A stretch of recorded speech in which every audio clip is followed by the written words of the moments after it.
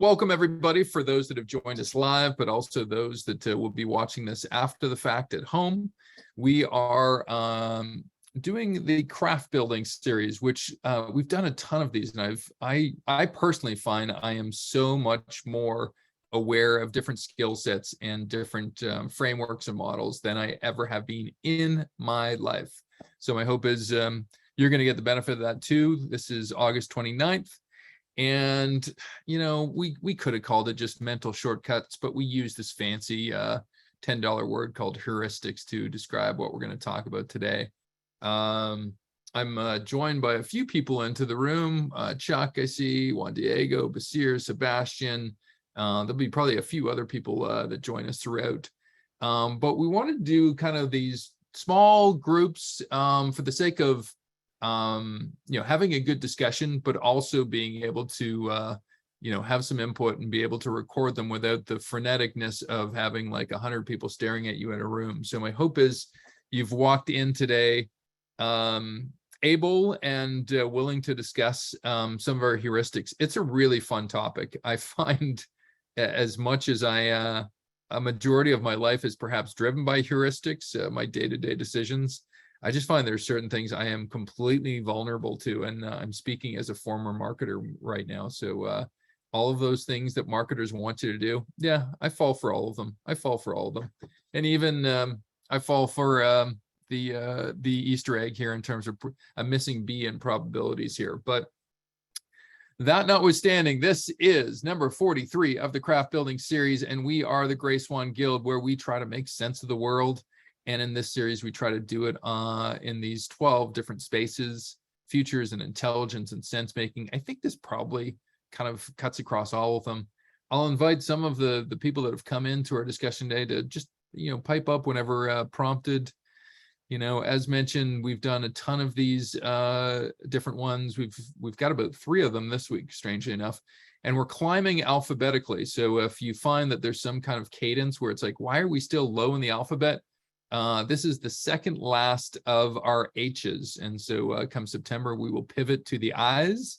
And I've just got a poll on my LinkedIn today to see which I is going to go first. So yeah, that should be interesting. You know what? We're never going to be professional. We do have one coming up on innovation. And if I was to say I'm an expert at something, it's probably that. So I'm even on that one, I am going to say still trying to master my craft on that. So Chuck, just because you're my guinea pig here, what are you close to being a master at? Can you hear me okay? I can. Okay, yeah. I guess the closest I come to being a master of anything is, at least in my mental model, I think of myself as a wordsmith. I love it. Great.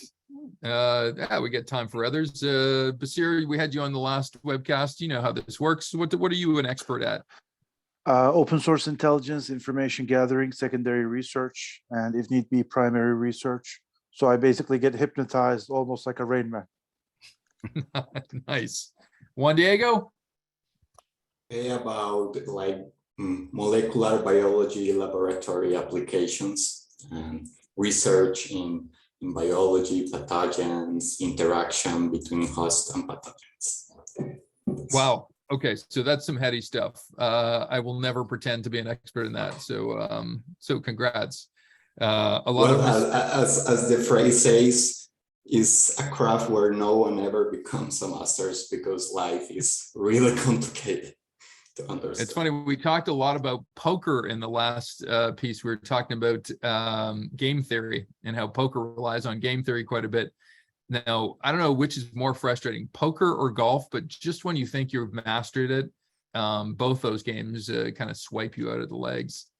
Sebastian, I'm not too sure if you can speak to us right now, but what are you a master in? And I see the connection to audio. It's coming up.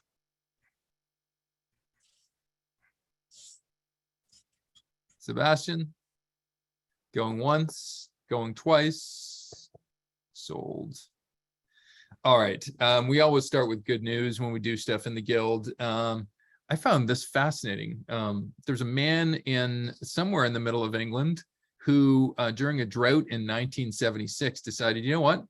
I'm going to save water. And so they've just now come out in big parts of England to say, hey, you cannot run a hose to any of your gardens. And if you know anything about the British people, they love their gardens. And so this guy has actually stored 6,000 liters over the course of the last few years. So in terms of heuristics, I think this guy has us all. Like, there's no shortcut in this guy's life. He's taken it hard. And so apparently he's got the greenest field for miles around because of some very, very long foresight. I'm just going to bring in some other folks that are joining us. So anyway, maybe not material to the topic we're talking about, but I love Daniel Kahneman's kind of quote here. By their very nature, heuristic shortcuts will produce biases. And that's true for both humans and artificial intelligence. But the heuristics of AI are not necessarily the human ones, which it's got so many things into one comment, right? It speaks about the importance of our topic, but it also pivots to how heuristics are potentially either affecting or ruining AI. Juan Diego, I'm going to pivot to you here just because you had such a sparkly intro in terms of your mastery. Any foreboding signs of heuristics in AI we should be concerned about? Well, I don't know yet. I'm still expecting, but I think like the applications for biotech and for looking for new technologies and applications are really good, but we will see what happens with AI. I love it.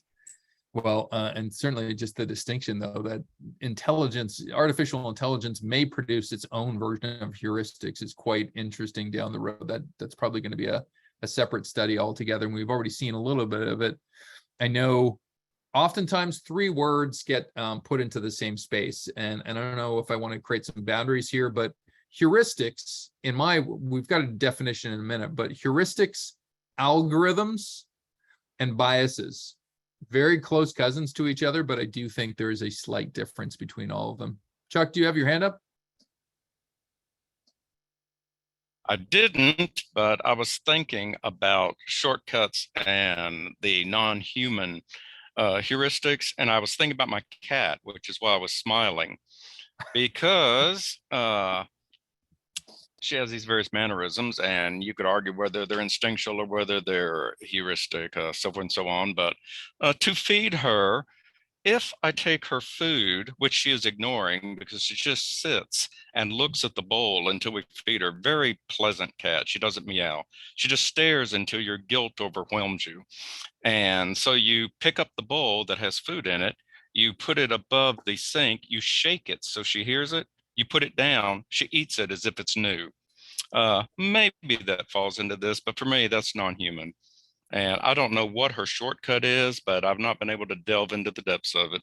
No, I've got a dog as well, and I think pretty much they're ruled by them, right? They say dogs don't have a really good sense of time, but somehow these heuristics are pretty powerful, right? Like the only way, so coming on to this webcast today, I had only a couple of minutes in between, and there's only one bribe mechanism that I know for my dog. If the word treat with the associated sound of the treat jar kind of creates a heuristic that just gets her in every time. But to your point, I don't know if that's a heuristic or just a habit, but certainly there are close associations with each other.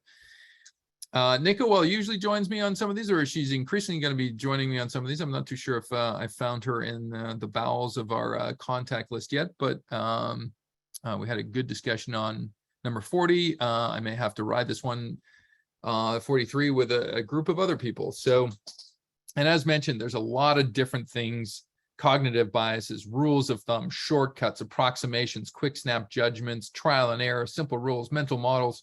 They're all in this space of what I'm calling heuristics. And for me, I was about to define a little bit of the difference between some of the things like algorithms or biases. I find biases don't necessarily have to have a time frame to them, right? You can have a cognitive bias that could reach years out into the future. And I think from a heuristic standpoint, we're dealing with those quick snap shortcuts. Daniel Kahneman would have called them thinking fast and thinking slow, right? And then separately on an algorithm, you know, it's a process, I guess. It can improve itself, and it's trying to find a solution, whereas heuristics certainly take off the cognitive load, which it might be the solution itself, but certainly has an error range to them that, because of that, is allowable, right? We allow these errors to happen just because we have to lead our lives, right? There's just way too many decisions we make in a given day that to think about all of them with the level of complexity that we might look at who we're going to marry next is something that we just can't afford to do cognitively. So I think algorithms, upon repetition, can actually improve and get better. Cognitive biases, heuristics, unless you're really aware of them or it's really affecting you, are the ones that we continue to let slip by. So those would be two distinctions I would make on these things. So, as you were, Basir? sorry to interrupt. As you were speaking, the Google engineer came up to my mind, who said that the computer became conscious and started to think for itself. If we could go back to the previous slide, I think the computer probably, processing 24/7 for so many years may have actually figured out our mental map and then start, moving across different domains and so forth. Yeah, it may have replicated humans, but is it really human? So, I mean, just wanted to throw the idea in. It's really interesting. I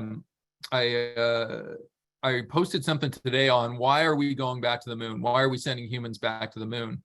And one of the 4 reasons was very much the limitations of robots and AI in general. Like humans still, given our cranial capacities, have a much better chance to pick up the samples that we're supposed to pick up.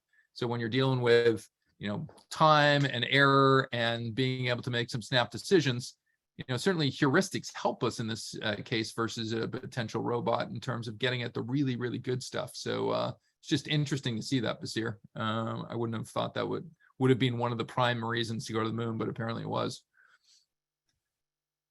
So yeah, it is very interesting. A definition, just because we like to set some boundaries here, and I think I have versus other things, but mental shortcuts that can facilitate problem solving, probability judgments, strategies or generalizations or rules of thumb. They reduce our cognitive load, can be effective for making immediate judgments, but they often result in irrational or inadequate conclusions. Any heuristics anybody that wants to confess to in our discussion today? Any things that just you go, man, why am I buying bread for $2 for $4 when it's 1 pack of bread for $2? We've just been sucked into some kind of weird heuristic. Any ones you want to admit to?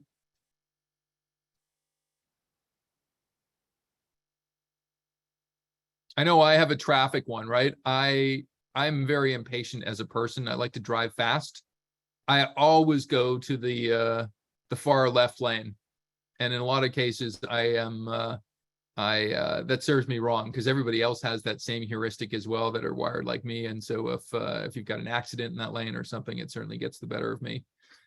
Well, my hope is you'll be able to fess up some of these later. So, I think we've talked about different situations requiring different things. And for the most part, I'm not too sure where everybody in this room goes, but when you think about mental shortcuts or heuristics, I have a general positive favor to them, right? I think I recognize I am going to have a much wider error range on some of my snap decisions, but I got to make them at the time, right? You can't, that decision that you make a day late is, can be really challenging. So I don't know if you've seen it in your own work or even working on a computer today, right? Like I had to make a few different choices in terms of what things I'm going to keep open and closed. I got to make those fast because I'm about to open this room up in 2 minutes. So yeah, just what's everybody's valence on heuristics? Net, there are massive positives, small negatives, big negatives. Any thoughts? In my case, it's always about convenience. So when I make a decision that's based on what's convenient for me, it's usually based on what's not as popular for everyone else. So, for example, if I want to maximize my in and out of a grocery store, I'm not going to go on Saturday morning or even Saturday noon, when I think, just from previous experience, the majority of people will be going to the grocery store and doing their weekly shopping or what have you, or even on a Friday night. I probably won't do that. I'll probably wait until a Sunday afternoon when people are usually with their family, or or they're winding down for the day, when I'm more likely to find deals at the end of the day. So that's also an incentive. That's usually the case. But Do you know, also, there are fewer people in the grocery store. I got a question, Paul. Do you know at times where you're making those everyday snap call, almost unconscious decisions, and what threshold does it have to cross over to get into more of your complex brain where you're actually spending calories on the decision that you're making? Is there any? Yes, around holiday season. So if it's holiday season, I have to do like more than just a simple what day, what time. Is this the right day? Should I wait a day? Should I do this like a week ahead of time? I don't spend a lot of time doing it, but spend more time when it's closer to holidays. So, for example, the upcoming Labor Day holiday, I'm now thinking about what I need to buy ahead of time, just sort of like very, very, in a relaxed manner, but I'm not overly agitated about it. But just thinking, well, what am I going to not have enough of? So those are the sorts of things that are like decisions that I can make that are flexible enough, but Yeah. they're based on shortcuts that I make that are based also on my own experience. I don't know if other And people there's do the also same like thing. almost a time and importance, right? Like some of Yeah. those were longer term in the future. Some of those, I'm Yeah. sure you care about what you eat, but it's more about kind of guests coming over. So there's an added element there. That too. Any But other I thought? also, like how many people am I going to encounter in the grocery store? Do I really want to be waiting in lineups? That for me, I hate waiting in lines. I just You're like me, like long I lines. hate it. I will go in and go out with the least amount of fuss and muss, and if I have to wait in a line, I will be crabby. So, that's just idiosyncratic, knowing my own tolerance for waiting unnecessarily in a lineup, because I don't like going through the automated cashiers. I prefer to actually give people a reason to have a job at a grocery store. So You know what my it's all, trifecta is? I know Basir made an yes. admission in the last thing, so I'll make an admission here. I go to my local Costco, or some people call it Price Club or Sam's Club in the States. It's the trifecta of three things that I hate more than anything else in life. And I hate to even say it this way, but I'm going to say it publicly. One, Paul, you hit on it, long lines. I just can't stand them. Two, traffic jams and just like slowness of cars moving. And I hate to say it, but I'm going to say it here publicly. Slow walkers with big shopping carts. The worst. I'm sorry. I had to say it. So I hopefully agree with you. none of you are those. Yeah. Chuck, you're a slow walker. Are you a slow walker? No, I'm a very fast walker. Okay. No, what I was fessing up to is when I retired, even though it was kind of a semi-retirement to work for myself, I made a rule of thumb that I will only do pleasurable things and go to things on weekdays. I do nothing on the weekend when everybody else is off.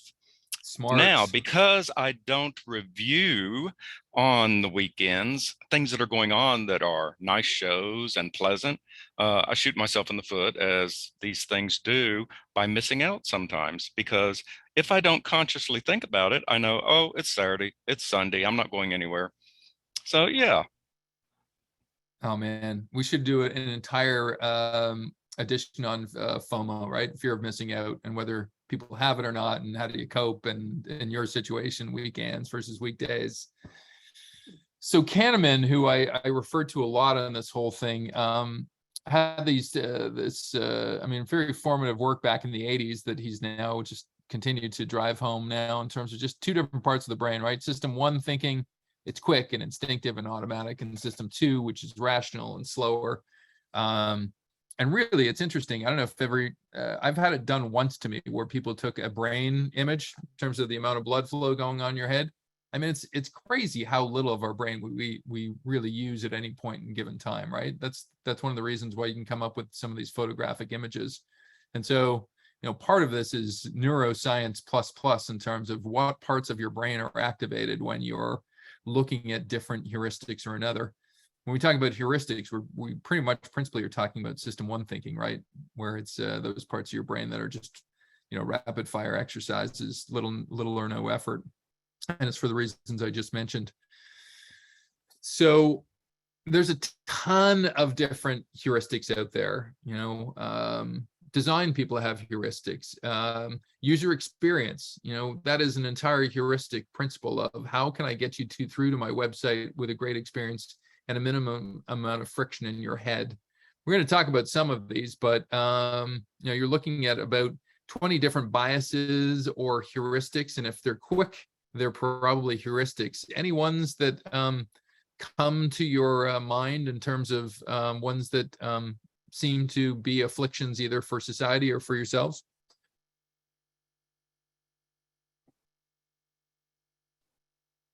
When the pandemic first hit, everyone scrambled to purchase pastas and dry goods. Scrambling into the supermarkets. The first place I've been to was my bank, consolidate credit card accounts, and actually get a consumer loan, and so that I have a very easily affordable monthly payment in the event of a shock, because my anticipation was a possible financial tsunami. But luckily that didn't happen because I work from contract to contract. And but even to this day, how much pasta can you eat? Like, you're not going to eat pasta for 15 days straight. And I'll be honest with you this year. I knew we were into a pandemic when I went to, once again, back at the Costco. I had escaped all the slow walkers. I went to the pharmacy lady who said 2 people had just been caught been scrapping over a hand sanitizers or whatever. And I'm like, and this was like late February. So I'm like, whoa, people are getting crazy around here, and I had no idea we'd be looking at 30 months of semi-isolation. But yeah, certainly a shorthand cue for sure. And the weak signal, yeah. Any other heuristics that people tend to lean on? We're going to go through about 9 of them, but I just thought I'd get them out on the table first. Well, I learned something I didn't know, which is why I came today in particular. I didn't realize there was a courtesy bias.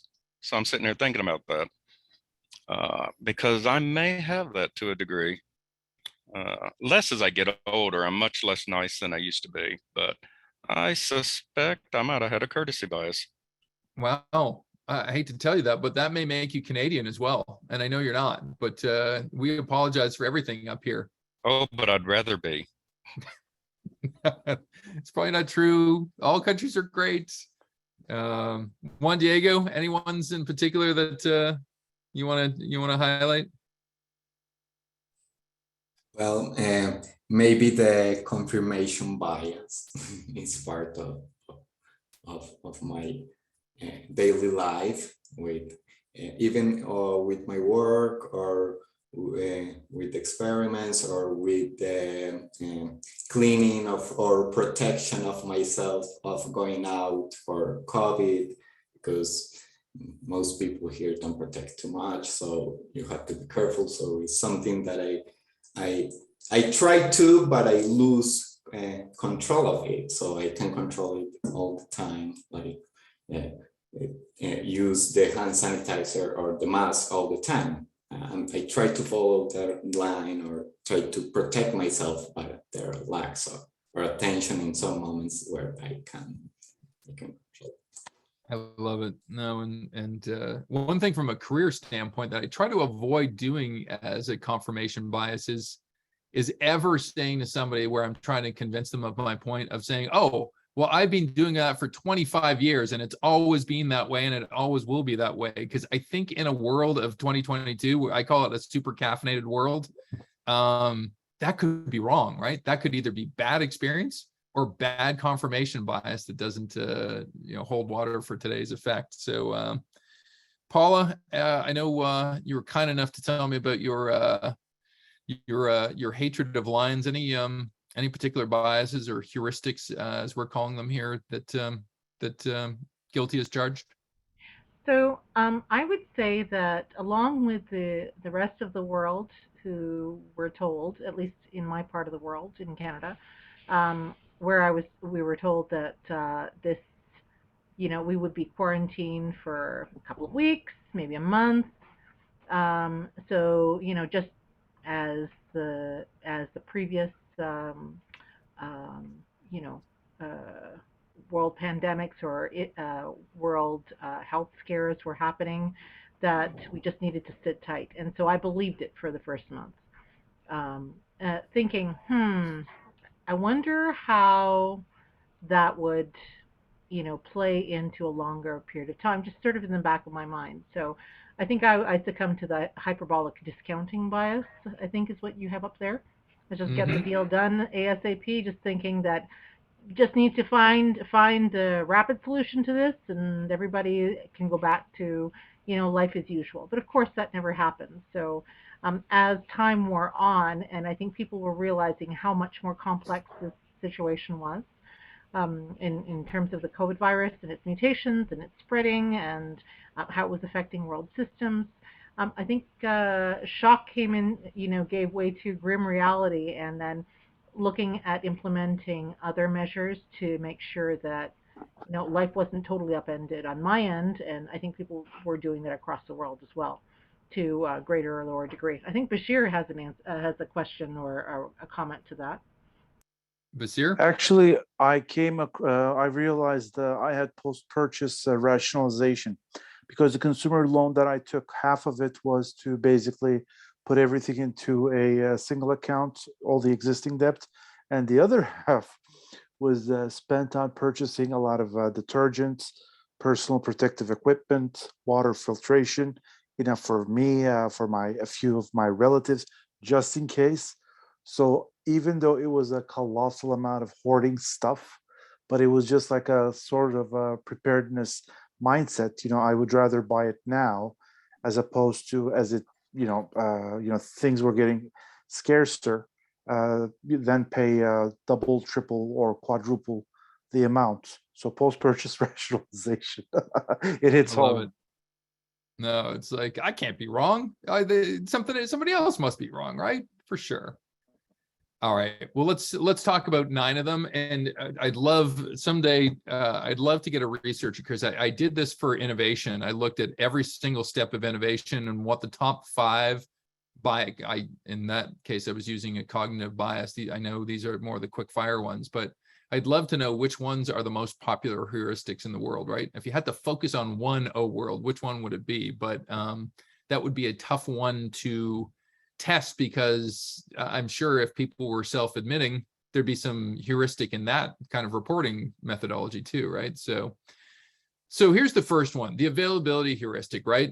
We make decisions in this mode that are either frequent or just you got to make these really snap judgments. And for the most part, I think we're dealing with information at a lot of times that is a very small pie slice of the entire whole. Whereas if we had a day, 2 days, 10 days, a whole month. So it's really dealing with what do we have available to us that can actually, try to make the decision. And I think a lot of times stock markets play on the availability heuristic, right? Like, you cannot be a professional at every single stock. You cannot know every single analyst. You cannot chunk everything out. Even the best AI won't be able to scrape all the newspapers and all the feeds around the world and know exactly when, somebody wants to buy as much Build-A-Bear stock as you possibly can. You just kind of miss those lefts at Albuquerque. And so I find stock markets are a great example of the availability heuristic at play. Any other examples you can give in terms of where, we're dealing with X percentage of information that we might ordinarily use?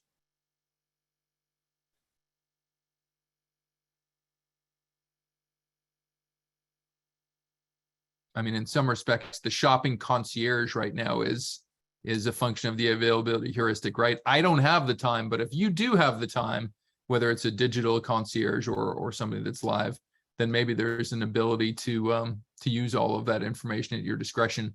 One of my buddies, his entire business is founded under the notion of, I know that you won't stay on the line long enough to renegotiate your cell phone agreement with whatever mobile company you work with. So he's got a team of people that there's enough margin in it that will not fall trap to the availability heuristic and actually spend enough time and actually be on those phones with whatever caller that wants to get you off of the great deal, and will stay there and take a cut of the margin. So it's an interesting way to profit off the availability heuristic. Any others that strike to mind as examples? I have a question actually about that. So, you know, when you're on an online, just online and looking around for information, and then you have this pop-up AI bot that asks you, you know, what are you looking for? Or are you looking for some information? How can I help, etc. So the assumption is that they will have all the answers to the questions that I'm looking for on that website, when sometimes the question is, do I have a specific question, or am I just looking around for info? So, you know, I think that when applied to AI bots, or, you know, consumer helpers, or just immediate greeters on websites, just like you have greeters in stores, sometimes the assumption is that, you know, people walk in with a specific question in mind, when sometimes they don't even know what they want until they look around a bit. So I think that's just something to keep in mind, like when looking at this particular availability heuristic, especially when programming AI bots, to, you know, maybe provide the assistance or be less annoying to people who are just exploring a website. Just some thoughts. I think it's a great point. I think it's the troublesome nature of trying to program what the human mind does, right?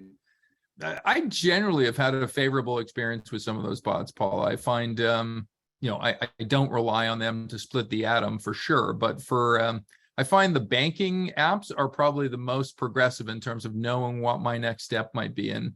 And there may be a profit motive for the reason for doing that, but I find, yeah, I find banks and financial institutions are probably best at it. But once again, it's a tough, you know, that's almost the inability to program that suggests the availability heuristic is so prevalent in humans, right? It's because it's so tough to digitize that experience for people. I'm going to move on to the second one. I will have to say, though, I find those bots still fairly annoying. I find that they aren't helpful, and that they're really there almost to monitor what I'm looking for in terms of info. So anyway. Have you ever used it on LinkedIn or Facebook where they give you the default, somebody has said something and then they give you the default 4 answers? Have you ever used them, Paul? Oh, no, actually I try not to, because then I sound like a bot myself. So I know. I did it email once. does the same thing, and I hate it. So I try to avoid that. And I regretted it, right? I'm like, yeah. Oh man, I haven't seen that person in 4 years. Like, you know, way to go, Jim, is not something I would say, right? No, exactly. Then you don't sound like yourself. That's the point. So, I mean, how much do you want to automate your language and your thought process to others? How much do you want to convey sort of in a generic way? I mean, for that, you could be texting them, but in using shortcuts like, text messages shortcuts. But if you're really wanting to communicate with someone, then, why rely on those email heuristics? You have painted the future, right? If you look at where conversation agents are going, it's all around personalizing. Exactly that threat and predicament that you just mentioned is what tech people around the world are focused on right now, Paula, trying to exactly act like Paula when you're getting back to people, and you're saying no way. And I had one more. I resist people trying to emulate what is in my mind. So, and I don't know how many other people like doing the same thing, but I usually find a way of subverting that. So anyway, just a thought. Let me add one more 1 minute one. Can I? 1 minute. Please. Words. I don't. I won't let people do words. I want to do the words because I'm the wordsmith, whatever. But love emojis. That is probably horrible, but emojis, get that emotion across quickly and then I'm gone. So I'll spend all day picking the right word. I'll put 30 emojis up there. It's a terrible thing. This is a support group. Oh, the emoji support group. We're here to help. Emojis Chuck. are We're here to cute help. though, Chuck. So I agree with you. Choose your words. Rely on default emojis if you can. All right. Well, here we go on the second one. This one's big. Certainly, as a recovering marketer as I am, I know the first thing that I put in present, first impressions are everything, right? And so if my product comes out at $4.99 and I can't make profit at $4.99, I have to bring it up to $6.99. Boy, do I have a problem in front of me in terms of convincing my consumer population to pay 50% more of what they previously were buying. So it's just that first piece of information we get, we stick to it, right? Vaccines are bad. I am sticking to that. We just had a whole bunch of protesters yet again in Toronto sticking to that first piece of information that they probably had early in the pandemic, which might have been right actually at the start of the pandemic. But so yeah, and it's really, the human mind, we're habitual beings, right? So it's really tough to actually get us off the scent of whatever we learn first. I've brought it up in terms of a pricing context. Is there any other context that you are afflicted by in terms of anchoring bias? Probably here in Turkey, people prefer the Chinese vaccination as opposed to BioNTech, because China had the virus first, so they had more time to research, or that they are a much larger population and so forth. And I avoided it like the plague. And sure enough, it had its complications, and I'm glad I didn't. Interesting. If I get a piece of emotion and I'm just thinking about it with my cognition, I'm fine. But if I get a first piece of emotion and it has a fairly hefty chunk, or a piece of information, and it has a hefty chunk of emotion tied to it, that's tough. So Yeah. it's tough. I try not to have emotion with my information, but boy, it's tough. I find a cardinal rule of word of mouth.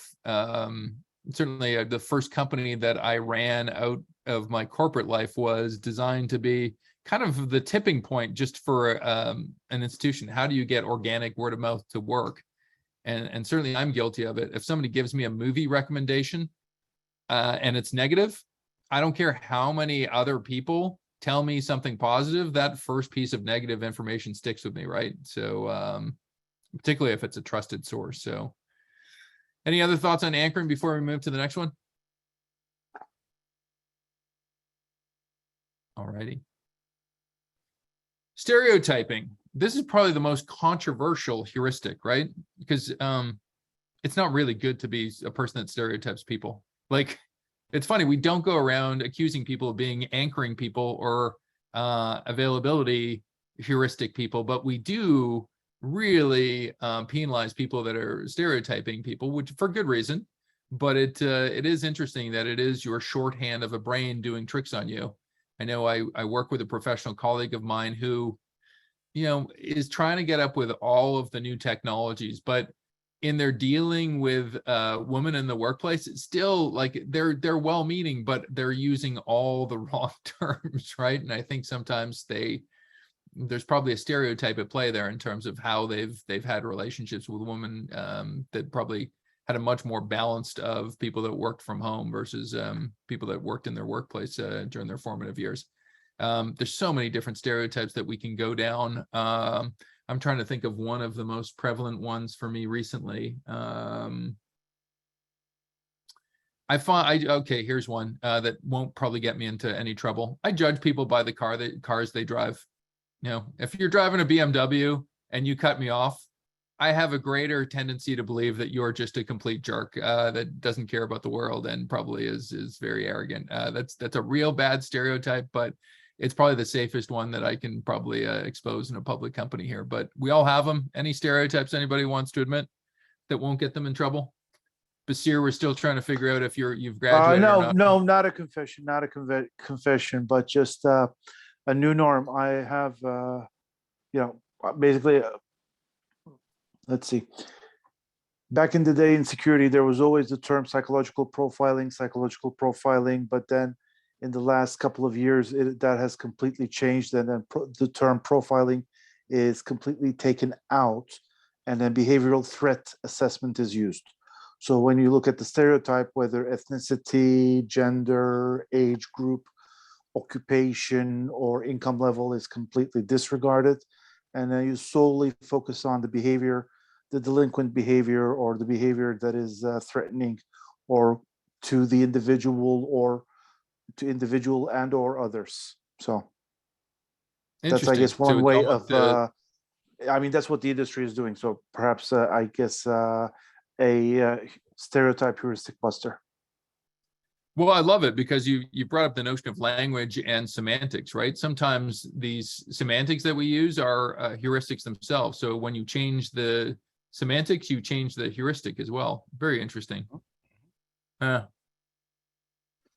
I won't beat this. I won't beat this one, but for a second. But lately, especially the last year or so, as I've been working on a particular project dealing with the whole nature of small groups of people and Dunbar's number and tribalism, all that kind of thing.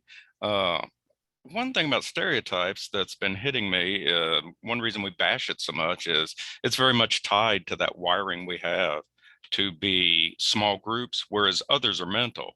So I tend to, at least for me, it kind of goes like, oh, well, maybe that's part of my whole Paleolithic wiring kind of thing. So that's all I want to say about that one. But that's one way I'm dealing with stereotypes right now. That is so interesting, though. You're right. I mean, we'll have to judge it based on the other 5 that we show, but this feels group orientated, right? Or a group exclusivity versus some of the others, which are just tricks that our brains are trying to do. So I yeah, think that there's also an option, a conditioning that we have when it comes to, shortcut communications across multicultural populations. So in Canada, we have a lot of multicultural populations, as you have in a lot of other countries. But, across the world, I think now, with all of the migration that is occurring across the world, there's a greater incidence of being more sensitive to different ways of thinking about, um, you know, the information that's being conveyed, so the content that's being conveyed, and not going to, automatic assumptions based on what people will automatically understand when we talk about identity or culture or patriotism or or duty or values that perhaps a specific nation or national identity holds important or has held historically important. I think there's a greater curation now to avoiding those biases and stereotypes of groups, so that there's at least there's more work being done on ensuring inclusivity. So I think it's important that we be aware of these and that this is taught in schools, and that the general population is aware of and tries to avoid stereotypes, because then what it does is then it allows for greater sensitivity towards opportunities for inclusion, so that intercultural dialogue is greater.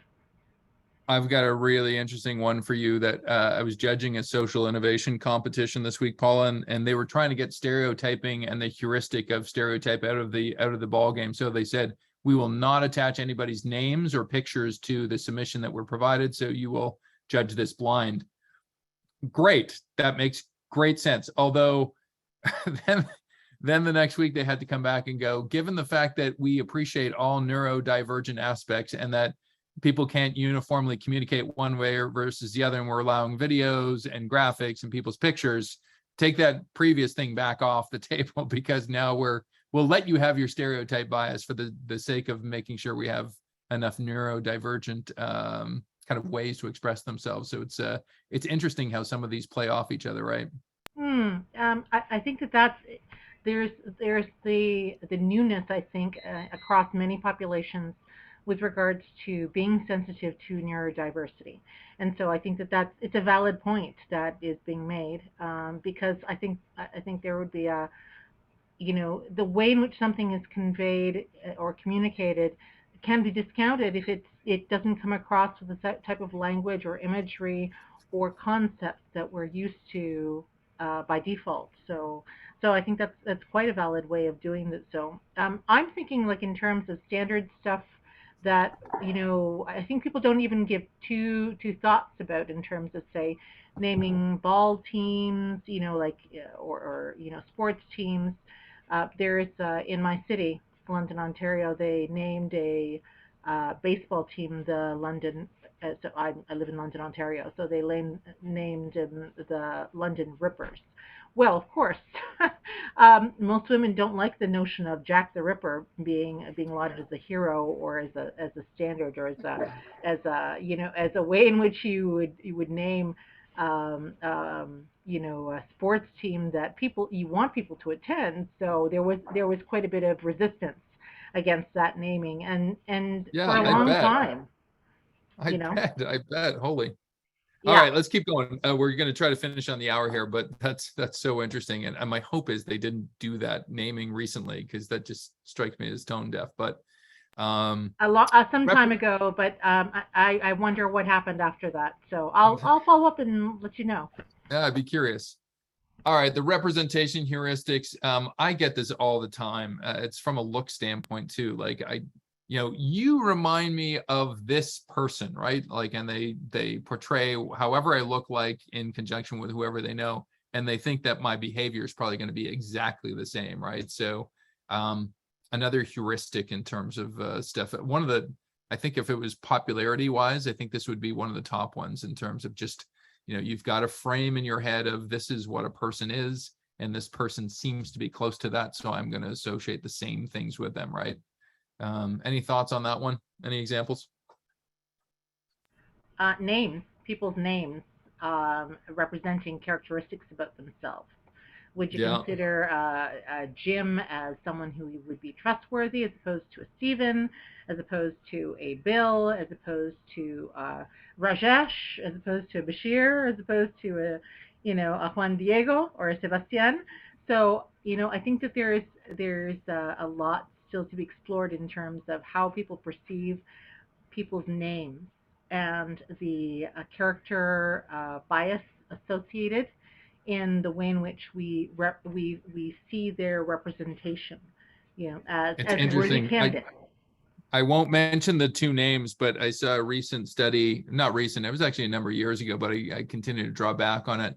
There were two names that have pretty much gone out of date and feel like old, stodgy North American-based names. And they asked people to evaluate the IQ of people's names. They were viewed as being 12 IQ points lower than the population, the average population, just based on no other knowledge than what their two names were. And granted, I wouldn't like to be stuck with these names either in a 2022 atmosphere, but it's interesting how we make those shorthands that way. I'm going to go to last couple. I know I do this, especially in grocery stores, right? Like, how do I make decisions based on my current emotional state, right? If I'm hangry, I don't care how much those pork rinds are, those probably not pork rinds, but the honey mustard pretzels by Snyder's, excellent choice. But I am so price insensitive that I will definitely make that emotional choice. Other thoughts in terms of the affect heuristic, where emotions and the state of the moment play a role in your decision making? In poker, it's called being on tilt. I don't know if you've heard it in poker, but if you have a bad loss and you try to recover really quickly, probably the number one way professional poker players get into trouble is to go on tilt, and it's all about emotion at the table. Chuck? Well, I was sitting there thinking about that, and actually back towards the other one. So yeah, you'll have to go to someone else. I'm thoughtful. Okay, I thought you had your hand going up, so no worries. How about when you're hangry? Say it again. How about when you're hangry? Meaning you make a decision based on your level of hunger, your level of impatience, and then you don't make good decisions, like going to the grocery store when you're hungry, for example, or when you haven't had your meal, or when you've had a long day, right? So that's definitely something that I'm really conscious of, not to go when I haven't eaten, and to be careful of going when I'm especially tired and irritable. Here's what I can't square, Paula. If all that's true, and it's proven that on an empty stomach and being hangry, potentially you'll pay more, you'll pay heavier prices. Why then do they have demo ladies or demo man at different stores handing out free samples? Because you would think that would be controverting the evidence that says, oh, Costco, you could come so much more ahead if you just starve people in the aisles. Well, so I would say people enjoy free. They appreciate do the enjoy free, right? So Yeah. so if they're giving you free samples, then that changes their perspective on something. They're more likely to see what you're offering favorably if you're willing to give a free portion of it. So or try new things, or be invested in looking beyond what's immediately on your shelf to look at something different or more varied or a new flavor or what have you. So it's a very smart marketing play, especially. Oh, somebody said something, but Yeah, sorry, it was my son that was talking to me. Okay. Dialogue. All right, we're gonna move on As to the last someone, couple. as someone, 15 seconds, as someone who did this many years ago, it's about really hacking the minds of the consumers, but also telling them that if you do not find our products on the shelves, please go tell the manager that they've ran out of the product. Ask them to order. What was it? Do you remember the product? Oh yeah, it was Turkish mineral water sold in the U.S. Naturally flavored, fruit flavored mineral water, and people really liked it because it didn't have that usual soda pop artificial flavor, but more like yeah. Okay. yeah. I'll have to get some contraband products sent over, Basir. I'll be sending you a check in advance shortly. The effort heuristic, of course, if you put more effort into this thing that you've done, it's going to obviously be of higher value, right? I think we've seen that both in work, in art, in a whole bunch of different arenas. Like I remember I'm not proud of it, but in my teenage years, I would go to the art gallery, and I could not at all be interested in abstract painting because I just felt like somebody hadn't spent as much time on it, even though lo and behold, I learned later they might have spent 3 times as much time on it, but like it just felt like something I could get close to versus the photographic art, which I never could. So any other thoughts in terms of effort heuristic here? My wife's a quilter, and of course it's infamous among quilters that no one will pay what a quilt is worth, and balancing that with actual prices is just always amazing. It is, isn't it? Right? Even though, like, in a complex decision framework, you might go, yeah, think about the hours, think about the stitching, think about everything. But in a snap decision judgment, how different is the quilt versus the mass-produced, wherever it comes from? Yeah. All right. Familiarity heuristic. I think I've only got 2 more. How sticking with what the things that you just know. One thing, when I ran my word of mouth company, one of the cardinal rules of somebody that's willing to consider a different future, and therefore it was quite interesting for marketers, was if you decide to travel home differently, like, do you mix up the way that you normally have your patterns by, taking different routes or another because you're just naturally curious, or, you just want to do that. So I find traffic in particular is this one, right? I just, it's my 15 minutes to work and I'll go the same way every day. And you're probably not even thinking. And I've seen different women applying lipstick as they're in their car, and they're probably easily supported by that because they just have their heuristic of I know where I'm going and I know all of the visual cues to get there. Any familiarity heuristics we're all guilty of?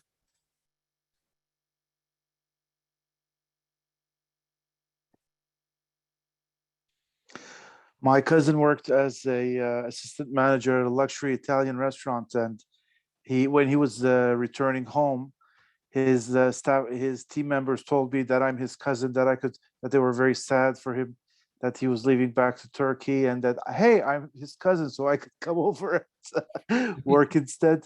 And then I've told him, I would be dishonoring my cousin's name because I'm not as hardworking and expert as he is.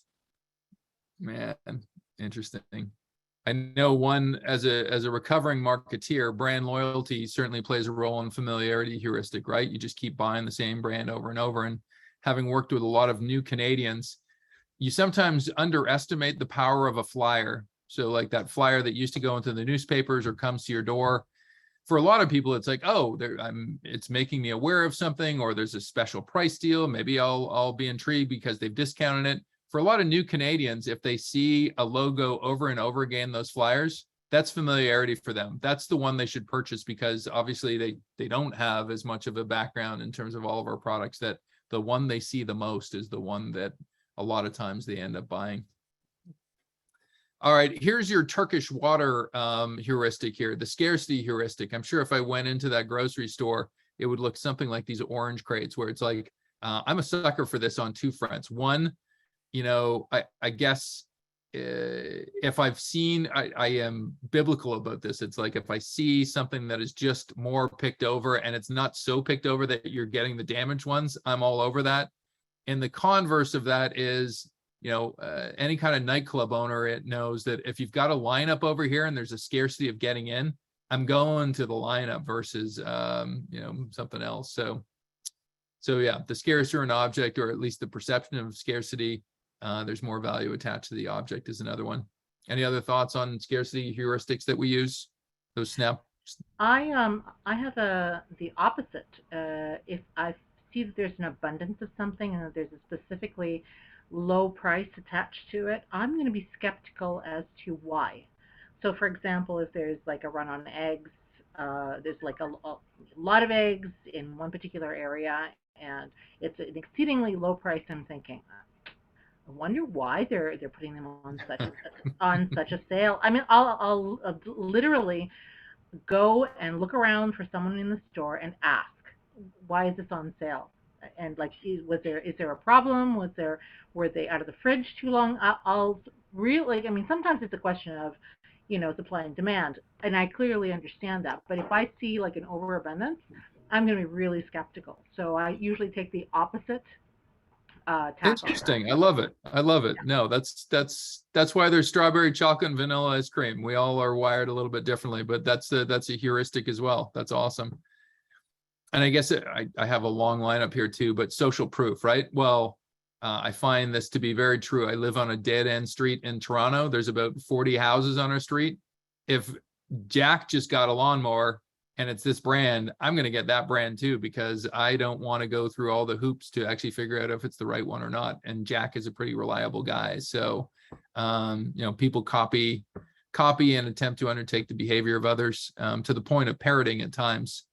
So those are like 9 or 10 of the top heuristics. I would love to somehow somebody find out a way to test these, to know what's the rank of these, because depending on my day, I am guilty of all of these, and probably I would put number one on all of these.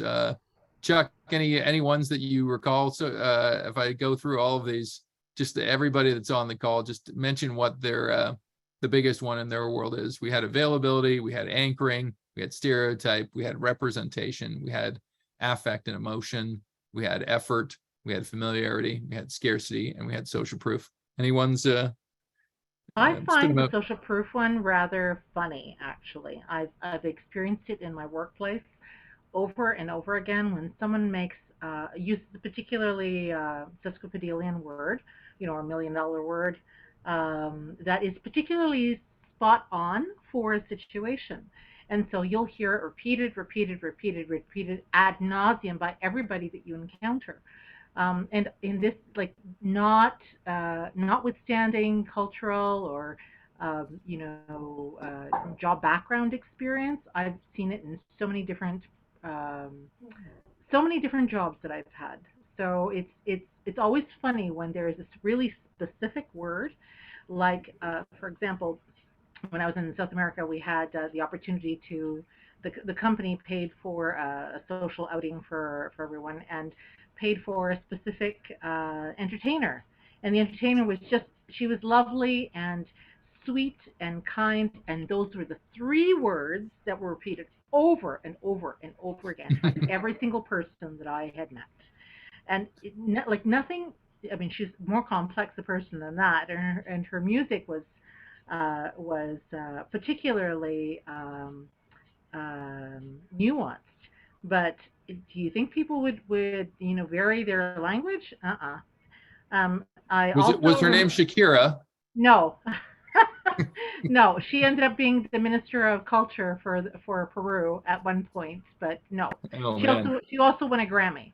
So we were very fortunate to get her before she won the Grammy.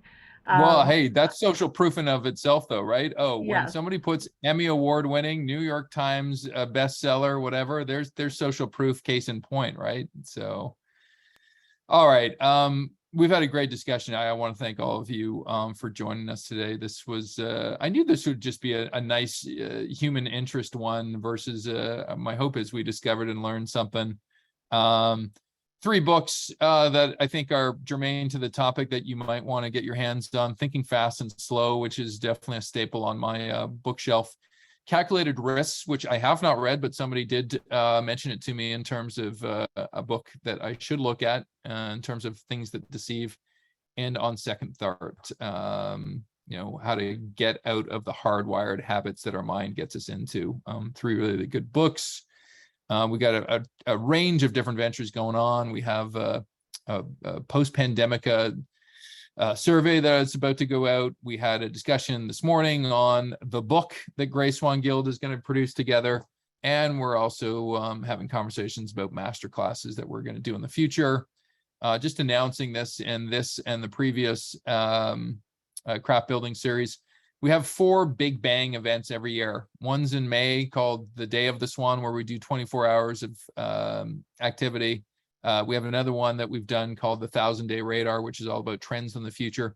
This will become one of the big bang events in our calendar. We are going to do a book festival of Grey Swan. So for topics that we like with smart authors, we are going to host that on October 20th and hopefully do it in a way that everybody in the world can tackle it from a time zone standpoint. So look forward to more information on that. We just did our craft building series a while ago, number 41, on hindsight and retrospection, getting a lot of different views. We will start to post all of these things in our Medium. So there's both the slides and the visuals and also our discussion, our video discussion. Quickly, Chuck, what did we learn today?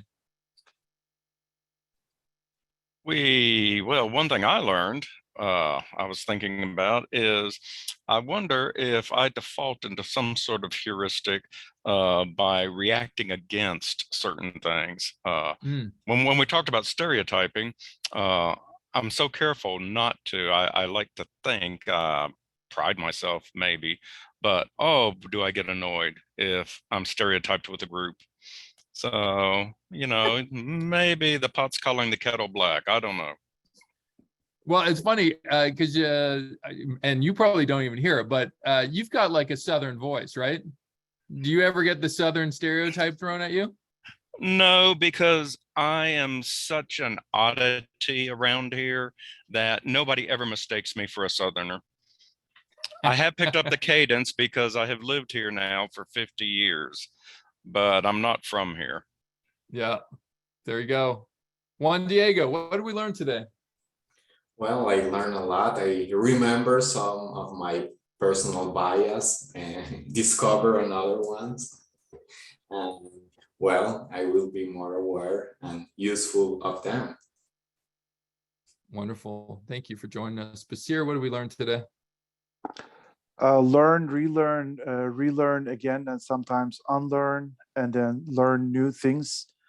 Because I am very glad that I put Kahneman and Tversky to sleep, because they've been haunting me as I didn't study during my psych class very well. It's basically keep looking, and I don't know. It's 2 a.m. It's almost 3 a.m. here in Istanbul. Oh, man. So I'm a little bit low on the cognitive skills. Sorry about that. Well, thanks for hanging in and joining us for both today. Really appreciate it. Paula, you get to play anchor woman here. What did we learn today? That reminding myself that we all move through life with various filters in front of our eyes, and in the way in which we perceive the world. And sometimes it's useful to, shake our heads and look around and try to see through other ways of being with other people, and remembering that we're human, and try to forgive our immediate biases and try to go beyond that. So, but the awareness of all of these biases is definitely helpful. I wish they would make more of that available as general educational knowledge in school systems. So, that's my takeaway. I love it. That's a lovely sentiment. And plus you stole mine, so of course I'm going to agree with it. But no, that's a great sentiment, I find, and hopefully on the people that may feel like they're getting judged, particularly maybe not in a biased mode, because there may be more going on there that needs to be corrected, but in a heuristic mode, sometimes they don't know what they're doing, right? So maybe just having a bit of a free pass at times, and just the challenge that AI has ahead of it over the next half century in terms of trying to get close to the human mind, because a lot of things going on upstairs, and we can't manage all of it, and I don't think AI can manage all of it just quite yet. Thanks everybody for joining me. Look forward to seeing everybody on Friday, where we talk about, wait for it, hypnosis and suggestibility.